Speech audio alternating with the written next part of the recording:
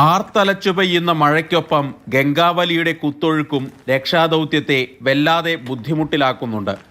Drone സംവിധാനം ഉപയോഗിച്ച് നടത്തിയ പരിശോധനയിൽ കരയിൽ നിന്നും 50 മീറ്റർ അകലെ 5 മീറ്റർ ആഴത്തിൽ അർജുൻ്റെ ട്രക്കിൻ്റെ സാന്നിധ്യം സ്ഥിരീകരിച്ചു. നേരത്തെ നാവികസേന നടത്തിയ റഡാർ പരിശോധനയിലും സിഗ്നൽ ലഭിച്ചത് ഇതേ സ്ഥലത്തു നിന്നാണ്. 6 നോട്ട് വരെ ശക്തിയിലാണ് പുഴയിലെ കുത്തൊഴുക്ക്. ഇത് 2ലേക്ക് കുറഞ്ഞാൽ മാത്രമേ മുങ്ങൽ വിദഗ്ധർക്ക് ലോറിക്ക് സമീപത്തേക്ക് എത്താനാകൂ. 6 knots 8 knotsൽ ഡൈവ് ചെയ്യാൻ പറഞ്ഞാൽ സ്വന്തം ഓൾമോസ്റ്റ് സുസൈഡൽ പോലെ ആയിരിക്കും. ഇതുവരെ സിഗ്നൽ ലഭിച്ച പ്രദേശങ്ങളിൽ മനുഷ്യ സാന്നിധ്യം കണ്ടെത്താനായിട്ടില്ല. ഡ്രോൺ സംവിധാനത്തിനൊപ്പം തെർമൽ സ്കാനറുകൾ ഉപയോഗിച്ച് രാത്രിയിലും പരിശോധന നടക്കുന്നുണ്ട്. അർജുന്റെ ട്രക്കിന്റെ ക്യാബിൻ വേർപെട്ട് പോയിട്ടില്ലെന്ന വിലയിരുത്തലിലാണ് ദൗത്യ സംഘം.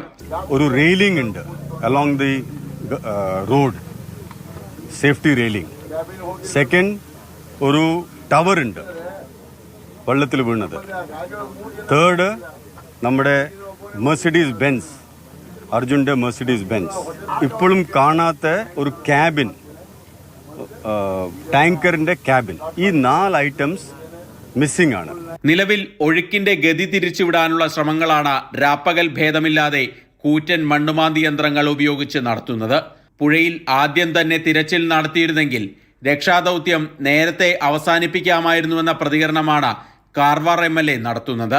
എല്ലാ രീതിയിലുമുള്ള അന്വേഷണം, പരിശോധന, സെർച്ചിങ് എല്ലാം തുടർന്ന് നടത്തും എന്നാണ് ഇന്നിവിടെ പറഞ്ഞിട്ടുള്ളത്. തിരച്ചിൽ 11ാം ദിവസത്തിലേക്ക് കടക്കുമ്പോഴും ഗംഗാവലി കനിഞ്ഞാൽ മാത്രമേ അടിത്തട്ടിലെത്തി അർജുനെ വീണ്ടെടുക്കാനാവുമെന്ന സ്ഥിതിയാണുള്ളത്.